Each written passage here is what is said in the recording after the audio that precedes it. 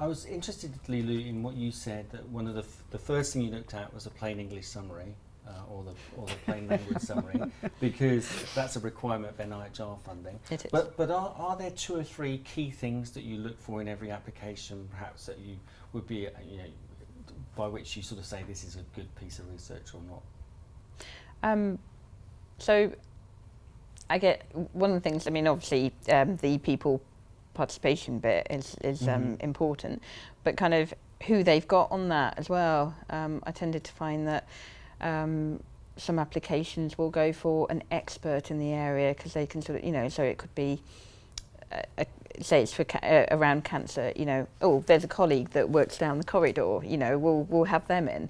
And actually what you're not thinking about then is, yes, your colleague might be able to come down at lunchtime to do your test, but are other people going to be able to do that as many times? And so that outside perspective is lost. And also you speak in the same language and things like that as well. So that plain English, having the PPI person is really important. Like who is the person that is going to hold this along the project? Yes. So yeah, that's quite key. And then dissemination, because you can have some wonderful work going on, and then if nobody knows about it, well, kind of what's the point? Yes, yeah, absolutely. Yeah, and I really want the PPI people to be involved in the dissemination as well. I like to see that they're going to the conferences afterwards and they're sort of a bit more creatively too. Yeah. Yes.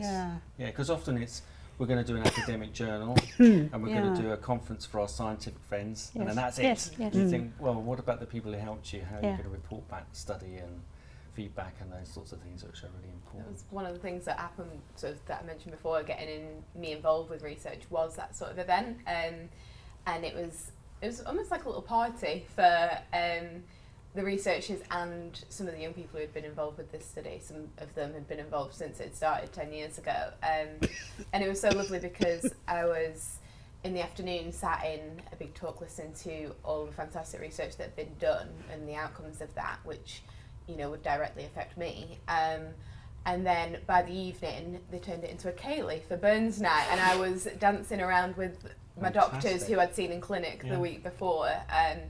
And that just kind of, it really broke down that barrier of, and the patient and the doctor. And it was just like a really lovely event that I think was a kind of perfect example of how to talk to patients and how to include your patient-public involvement in that dissemination part, which was really cool. Yeah, absolutely. Rosemary, so we've heard a lot about plain English summaries. So tell us a little bit about why they're so important and a bit about the good and the bad.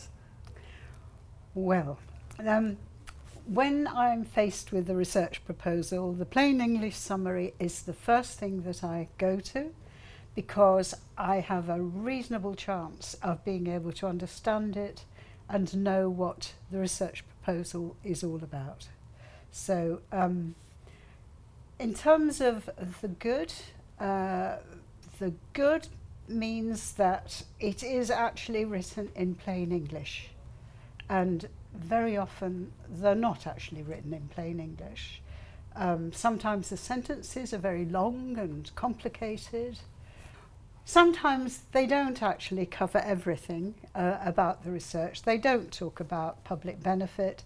They don't talk about how people will be involved.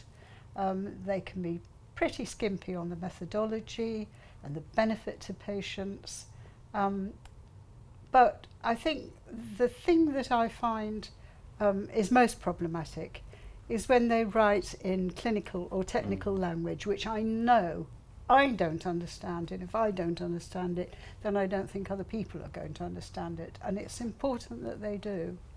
And also the type of English that they write in, long involved sentences. So really good plain English summaries, I think, cover the important elements of the research, that there's no technical language, or if there has to be, then it's explained what it means, and that the sentences are kept reasonably short, and and not very, very long involved sentences. So that for me would be a good plain English And summary. I think we've all heard researchers say, I'm so pleased it's a plain English summary because I don't understand it either. Yeah.